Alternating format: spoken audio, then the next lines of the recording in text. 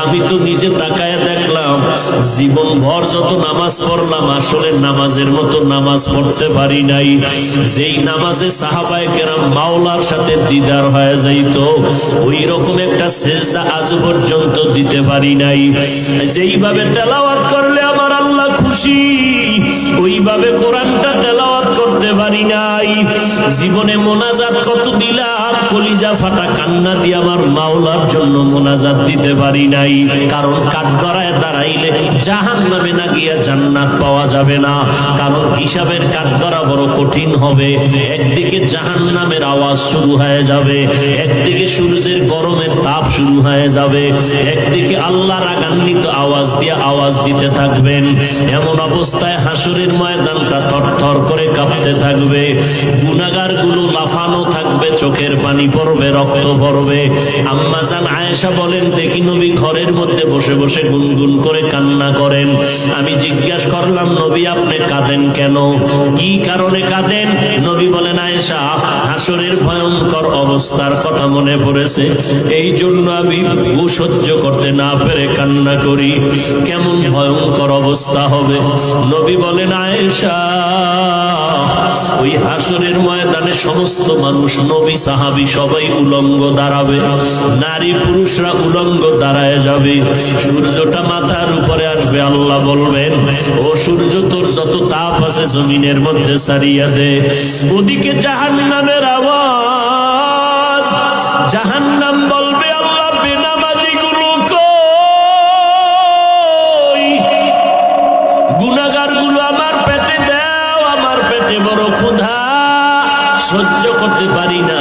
আল্লাহ বলবেন, ও ফেরেশতারা জাহান্নামের গলায় 70,000 শিকল লাগাইয়া পেছনে টেনে ধর, যদি সামনে আগে আমি বিচার শেষ করতে পারবো না। ওদিকে আমার আল্লাহ বিচার শুরু করার আগে কঠিন এক হুঙ্কার দিবেন, লিমানিল মুলকুল ইয়াউম লিল্লাহিল ওয়াহিদিল কাহ্হার। মদিনার নবী বলেন, আয়েশা এমত অবস্থায় সূর্যের গরমে জমিনটা হয়ে যাবে তামা, জাহান্নামের আওয়াজ, অপরদিকে আবার আল্লাহ পাকের কুদরতের রাগান্বিত আওয়াজ।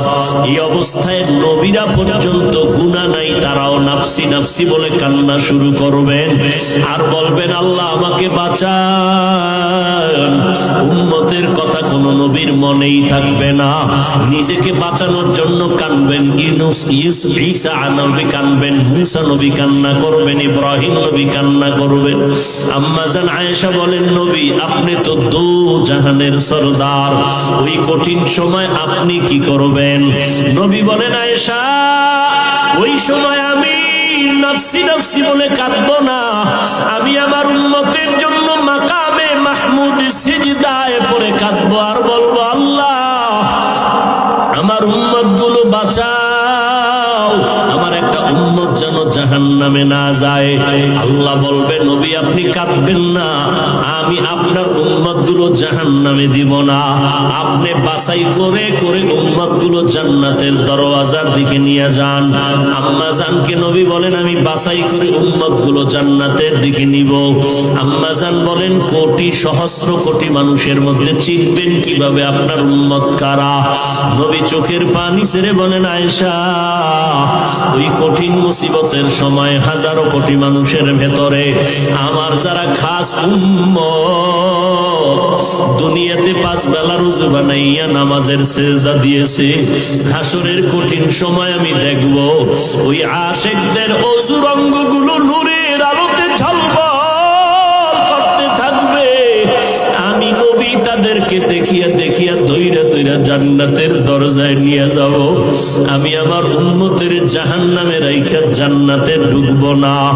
এ নবীর উম্মতের দল, যেই নবী উম্মতের জন্য এখনো কান্না করেন, আল্লাহ তোমাদের আমাদের নিয়ামত দান করেছেন। আমরা মানুষ বড় নিয়ামত, মুসলমান হইতে পারলাম বড় নিয়ামত, আরো বড় নিয়ামত আল্লাহ তোমাদের আমাদের আখিরি নবীর উম্মত বানাইছেন। ওই নবীর উম্মত হইয়া যদি শুকর আদায় করতে চাও, কিন্তু এটাও বড় ভয়, আমার নবী আদরের উম্মত গুলো নিয়া ডাইরেক্ট হাউজে কাউসারের কিনারায় চলে যাবেন।